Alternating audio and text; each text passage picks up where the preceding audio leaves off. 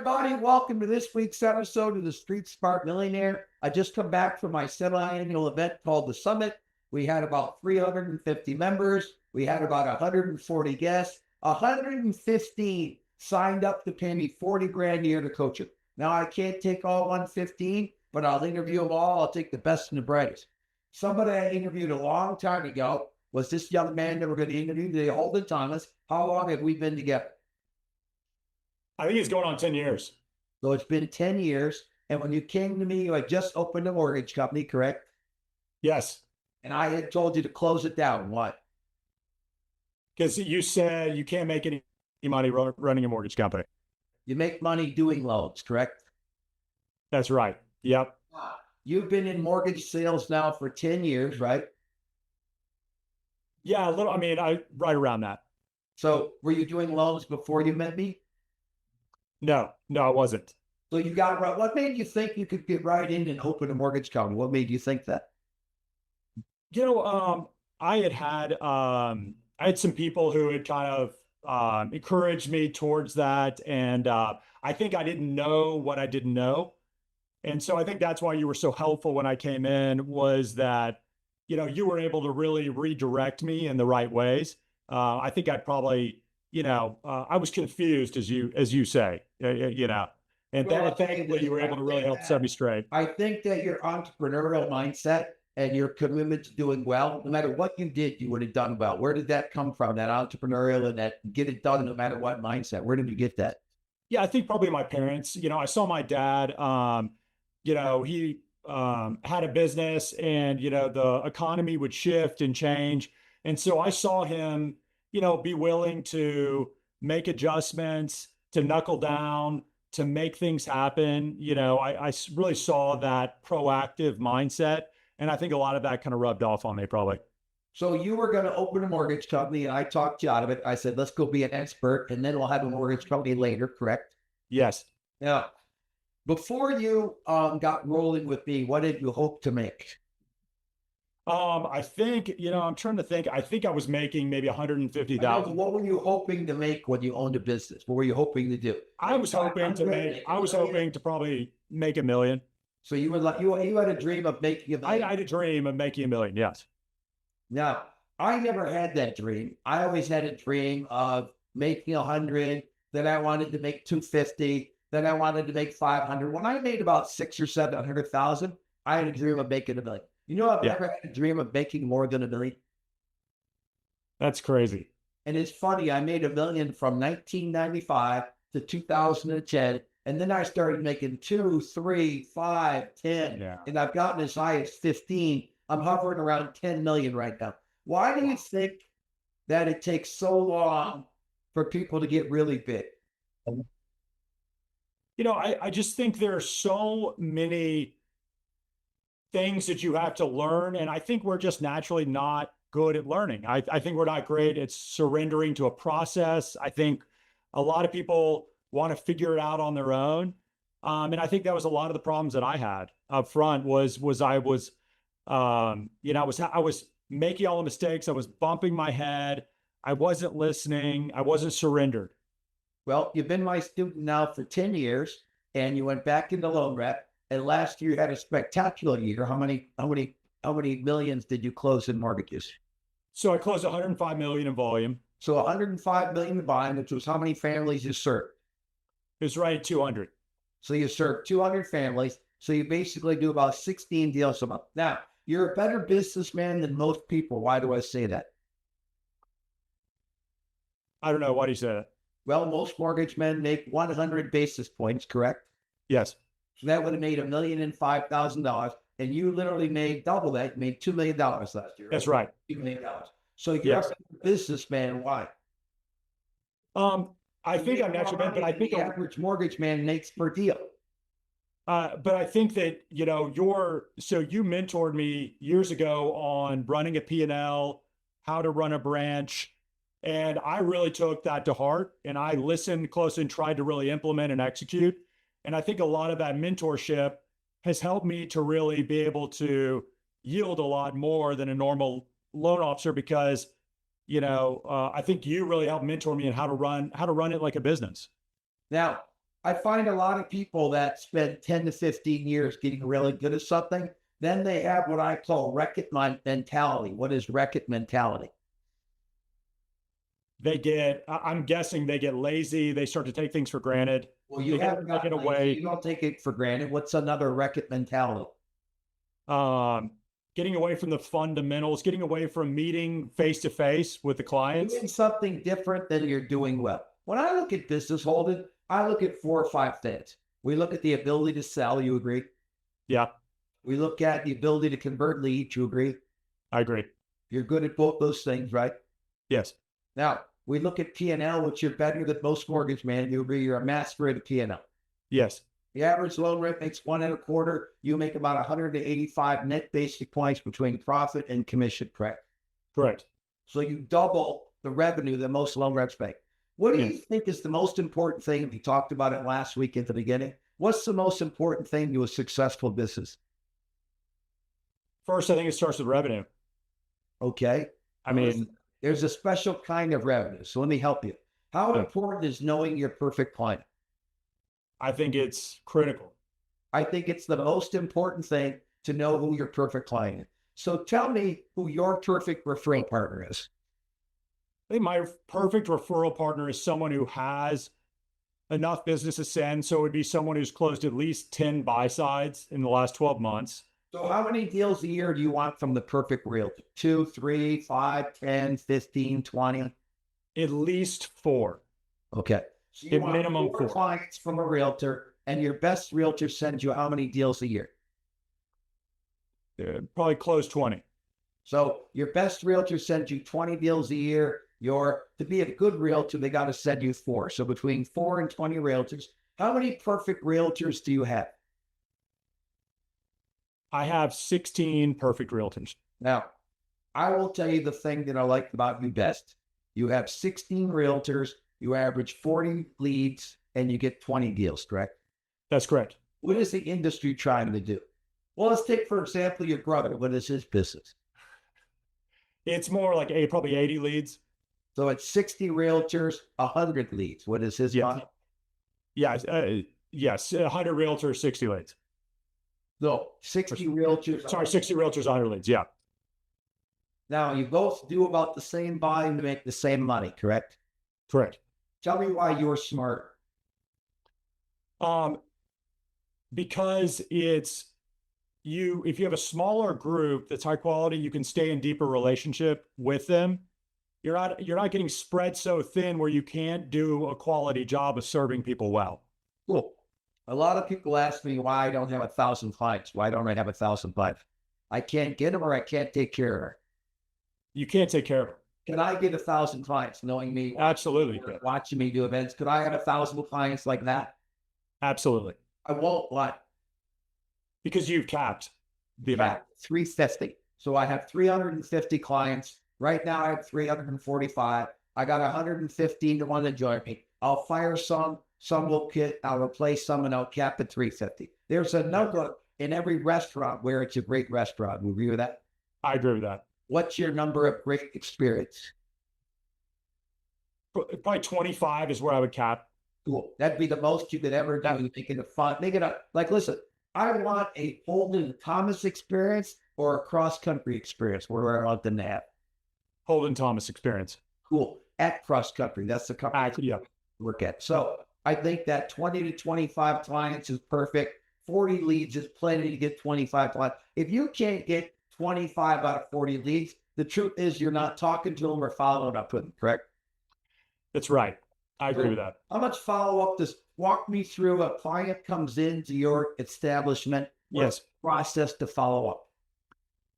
I think what's important at the very beginning is what I call, that intro meeting, which is really about asking them a lot of questions and understanding what the client is trying to accomplish. And I think a lot of people move past that too quickly. They want to talk. They want to explain things. I think asking great questions up front is really important to drive you a great experience. I think for the purpose of finding the client's vision. So the question is, what is perfect to the client, correct?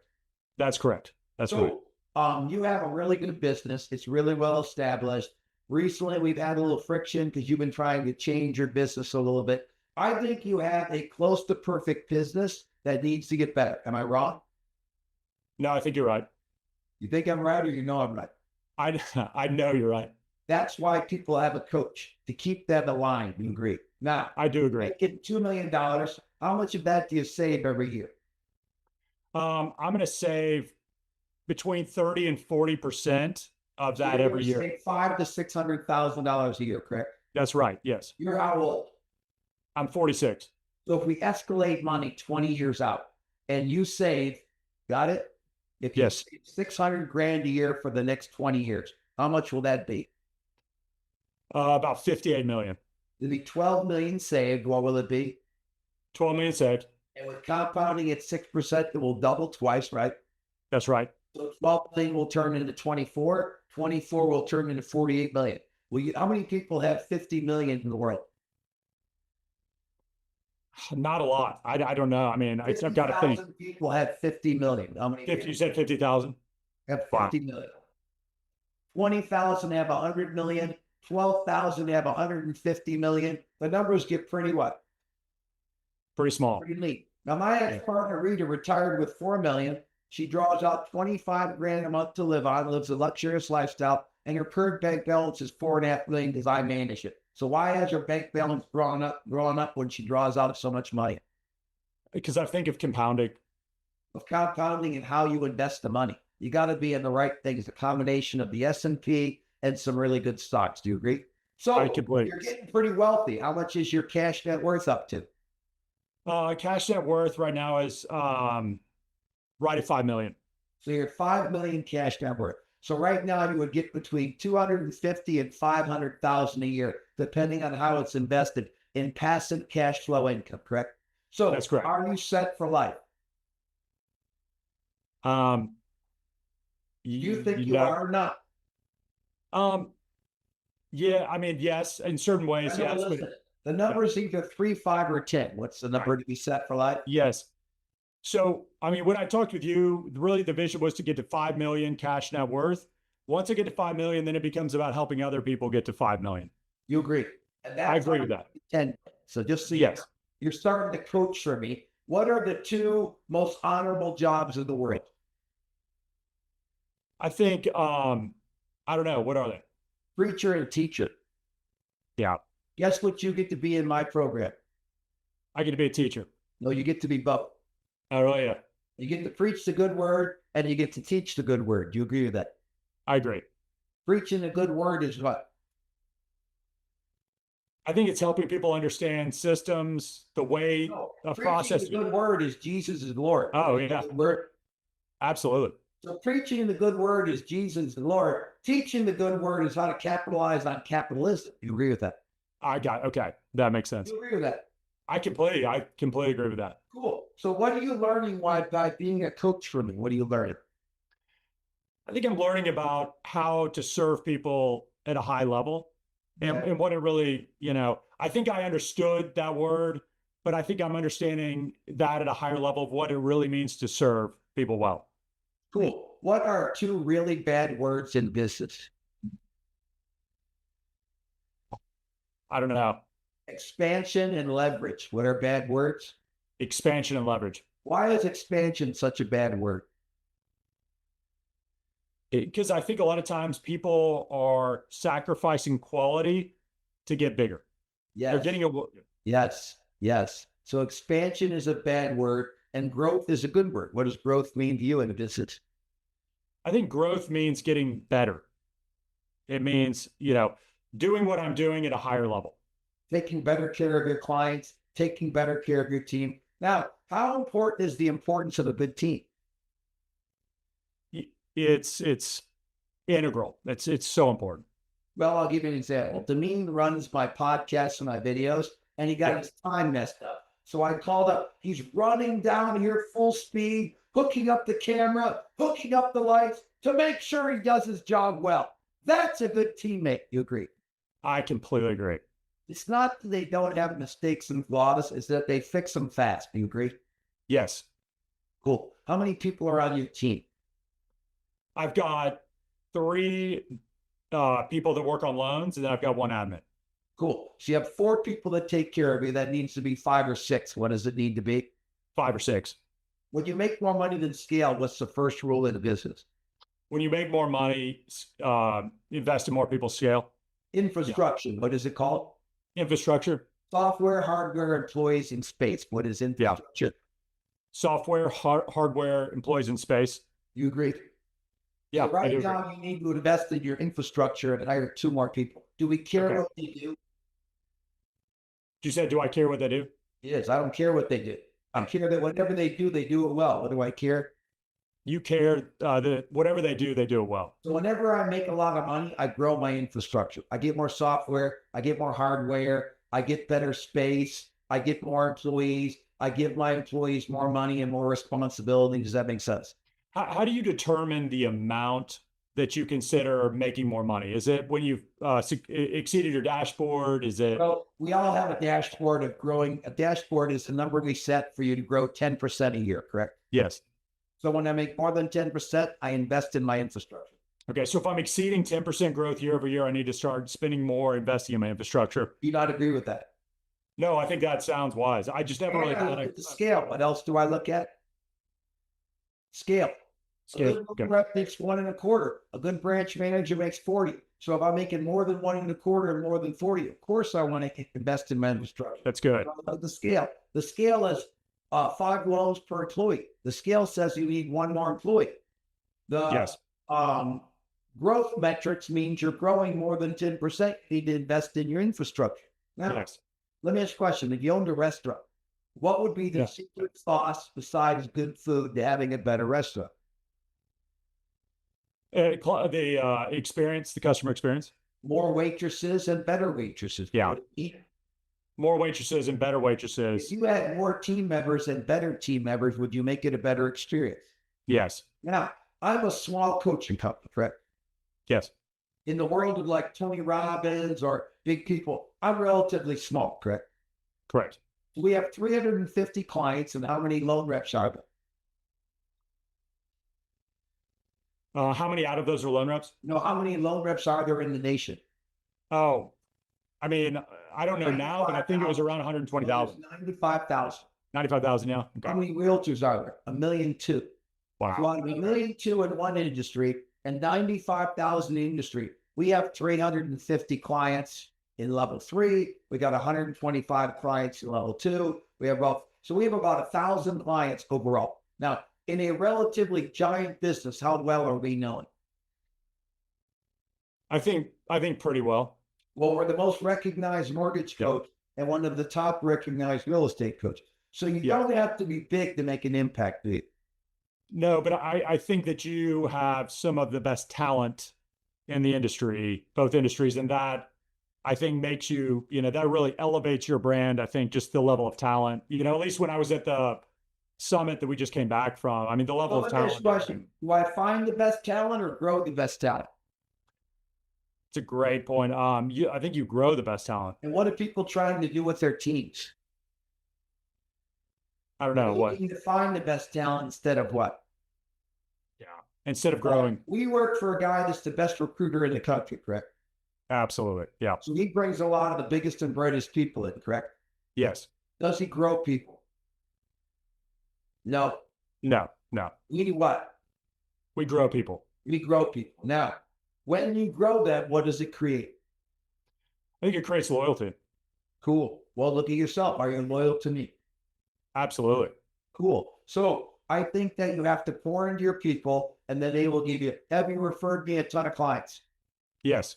About 14 clients you've referred me that have paid me 40 grand a year. Has it been a great reward for me to pour into you? Yes. So when you pour into your team and your clients and your referral partners, what will they do? They're going to want to pour back into you. Out of loyalty. Do you understand? Now, can you pour a little into a lot of people? You could. No, you got to pour a lot into a few people. Yeah, I agree. I think that's. And that's what you're doing, isn't it? Yes. And that's what we try to teach in the court. So let's talk about your balance. Your business, I would call it an 8. What would you call it? I think I'm broken, so I would say 7. Okay. 5 is average. You have a well above average business, correct? Yes. I agree. Would I make major changes in your business? I think you would make changes. I don't think you would make major changes. I would make minor changes. A Yes. few more realtors, a few deeper relationships, 1 or 2 more staff, find 5 more points in profit. Does that make sense? Yes. Yes. So your wealth is in good shape. Do you agree we're heading towards 50 million? Do you agree? Yeah, I agree. Don't Yes. wreck it. What's the homework? Don't wreck it. Don't wreck it or I'll pound you. You agree that? I know. That's why I stay coaching. Now, let's talk about your balance. You're married for how long? Been married for 10 years. And what do you do to make that better all the time? So, one tool that you provided that I love is the core marriage test. And I take that and we work on, moving something that core marriage test that we're not doing to start doing, but we do day, nights, weekly. So you have a date night every week. You have one little every child. week. You have 2 children or one? We have three. 3 children, and you go on a date every week. You know what? We go on a date. People tell me when they have children, they can't find time for each other. Do you agree? I do agree. And it's been, we've had to really fight for it. It's been hard, but we do it. And we work hard to make sure there's a date every week, correct? That's right. We do that. You have a family day? We do. We have a family day on Wednesdays. So we have a family meeting on Wednesdays and then on Sundays. Yep. So what happens on Wednesday and Sunday? So on Wednesday, we have a family meeting where we'll sit down and go over kind of our family values. We'll talk about that week and things we have coming up. It's just our time to kind of connect as a family. We have little kids, so we keep it very simple. But what are some of your family values? You mentioned that. What are some of your family values? So we have what we call like the 4 Fs. So we have faith, friends, fun, and fitness. I love that. And so we rotate each week of the month and we talk about a different one each week and what we can do as a family to kind of grow in those areas. I love that. But what does Sunday look like? And then Sunday is a time where we try to push out any other activities. And it's a time where we can spend time together as a family doing activities or doing things for the family on Sunday. Yeah. So we'll cook pancakes and do things like that. And you have family breakfast, and then what do you do? Swim in the pool, take a bike ride? So we typically will go to church and then we'll come back and we'll do an afternoon activity where you'll either swim or we'll go out and do an adventure outside or go to the park and play games or something. I love it. How about vacations? How many? So we do 4 weeks of vacations per year. So we'll do, so typically we'll break it up and do one in the summer. We'll do a spring break week. We do one in the fall, and then we do kind of a ski thing in the winter. So, quarterly. How about long weekends? Do you do any romance trips? Yes. So do 2 a year in romance trips. And so usually we'll take off a Friday and then, do Friday, come back late Sunday night. And it's great. It's just a great way to get connected. You do a guy trip with friends, or do you count the core like your guy trip? I do one. I love going on.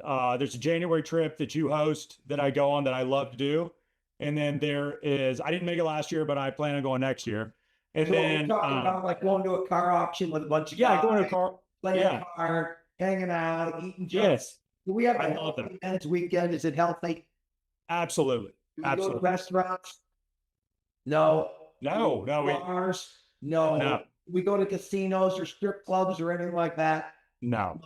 We sit around, we play poker for $100, we talk shop, we jump in the pool and cold plunge, we do a lot of dumb, silly things. We look at cars all day. So listen, men need to have some clean fun every year. You agree with that? I completely agree. Now, do you do another guy's trip, like with maybe your realtor clients, or do you do another guy trip? Yes, I do. So I do one other guy's trip. For me personally, I love, I grew up snow skiing. And so that's something I'll do a little guy's ski trip in the spring every year. Just so you know, the secret to guy trips is make it super healthy and super fun. What's the secret to a guy trip? Super healthy and super fun. I used to go on guy trips where people would do bad things. Then they had guilt from the guy trip. So I want to manage guy trips where it's really fun, not expensive, playing Monopoly, playing cards. Like I love to play cards and talk smack and have fun and talk shop and look at cars. It just feels clean and healthy to me. You agree? Yes, I completely agree. Yeah. And What do you do on your faith? What are you doing to grow your faith? I know you're So, grow your faith. yeah. So, I mean, just, I think integrating some simple habits every morning. So, proverb of the day, getting in, like, be able to read the Bible every day. I know the John Maxwell leadership book. You've been great a proponent of reading a chapter of that every day. Today was And focused on the main thing. You agree? yes, and Roy Mason sends out a devotional every morning that I'll go through, and it really helps me center again and what's important. Before I get my day started. When you think of the word purpose, what comes up for you? Um, for me, I think that it's really come into helping others, and I think that what have I been given that I can help give give back or give to others. And Here's what I'll ask you. Now, your purpose was to provide for your family, and you already have, correct? yes, Here's what I think when I think of purpose. We love God, correct? correct. So we got to create disciples. Do you agree with that? Yes, So I think your first thing should be to what? to create disciples. Or sorry, to love God. Create disciples. Yeah. I think that you love helping people get wealthy. So you're joining me in the creating millionaires purpose, correct? Yes, And then we want to teach life balance. Do you agree with that? I completely agree So with that. maybe your purpose could be like mine: create disciples, create millionaires, teach life balance. How does that sound to you? I love that. I love that. I think that fits for you. I think me and you want to let the light shine through us, let people see that we're not perfect, are we? No, absolutely. Power crazy, greedy, can have some bad thoughts. Do you agree? But Yeah. most are pretty good men, me and you. Do you agree? I do agree. I think we really try to be, we work on every day. I want to be an organization, and I want to have people in my life that are like-minded. They want to be godly, family, and capitalist. Now, you know a lot of really rich people, correct? Yeah, I've gotten to know some. Yeah, And how do they act? a lot of times they can be arrogant, not grounded.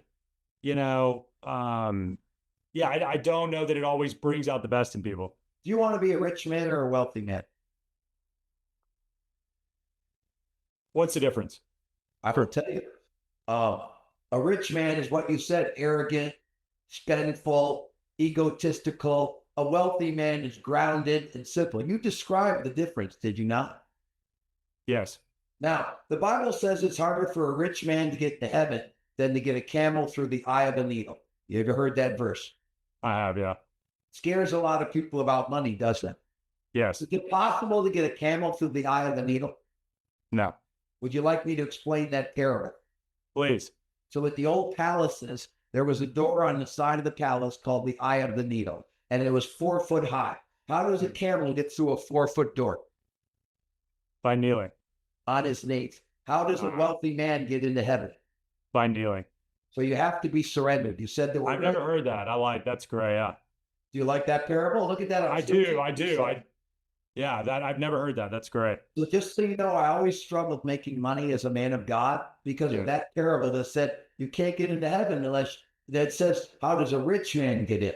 So the difference is, don't be rich, be wealthy. A wealthy man has money, but he's on his knees. He's humble and he serves. What is the definition of a wealthy man? That he's humble and he serves. You agree with that? I do agree with that. Listen, I find you humble and I find you serve. You find me humble? Absolutely. Yeah. Find that I serve? Absolutely. So we're both wealthy men. We're on our knees. We're surrendered to God. We're surrendered to the core. We're surrendered to family. You agree? I agree. Well, remember those things. What will happen? Yeah. I mean, we're gonna continue to grow, and I think that's a big piece of surrounding yourself. One, being someone, being under authority, and then surrounding yourself with people that are going the same direction that you want to go. And that's something I'm very hard for you to be under my authority? It was in the beginning until, I think that once you fully surrender and you see the benefits of fully surrendering, now it's funny for me to think how much I resisted. It just seems so foolish. And so now, I will tell you this. I'm under Ron's authority because he's a better businessman than me. I'm under Roy's authority because he's a better Christian and a better husband than me. I'm under my wife Brit's authority because she's just a better person than me. So for me, being under authority is easy when they're better than me. But what do people struggle with? What? that somebody else is better than them? What do they struggle with? Yeah, they struggle with acknowledging or admitting if somebody's better than Now, them. you know, I'm a better investor than you, correct? Oh, it's not even close. Yeah. I'm a better mortgage man than you, correct? Oh, yes. And I'm Much a better. better coach than you, correct? Yeah. Yeah. So listen, I'm probably not a better man or a better Christian or a better husband. We're in that equal category. Do you agree? Maybe. Yeah. You're in pretty good shape. I'm in pretty good shape, correct? Yeah. Correct. But in mortgages, I'm clearly better than you. As an investor, I'm clearly better than you. And as a coach, I'm clearly what? Clearly better. And Ron is clearly a better businessman than I will ever be in my life. Do you agree? I agree. And Roy is clearly a better Christian than me and clearly a better husband than me. Do I have any problem admitting that somebody is better than me? You don't. And I respect that about you. And here's what I will tell you.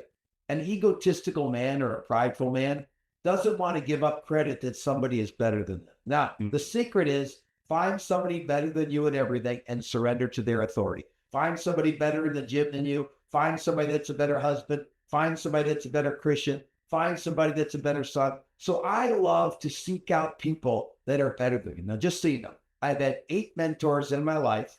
Got it? And I literally did whatever they said. Do you agree with that? Yeah. Because they're better. Why do I do what they said? Because they're better.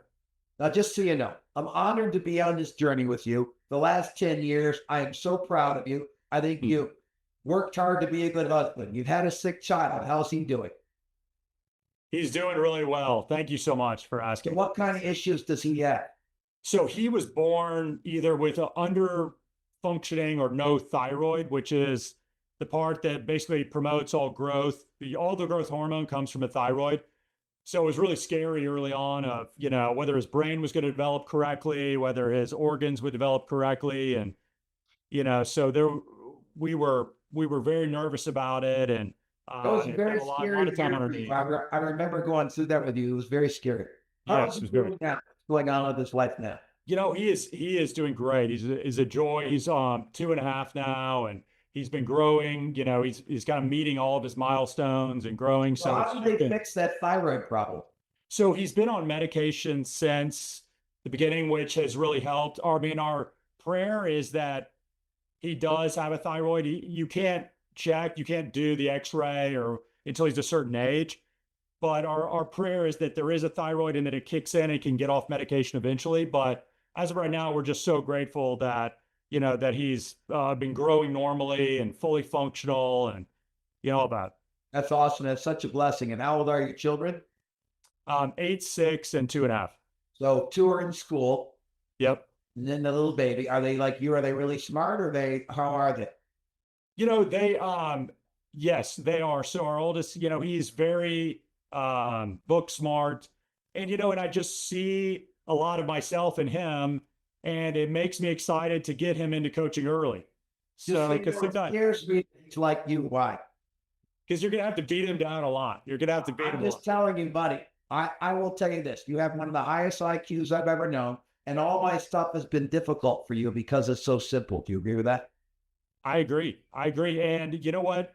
And I think that, I read the Bible a lot, and it was a lot of like the smart people that really struggled with Jesus too.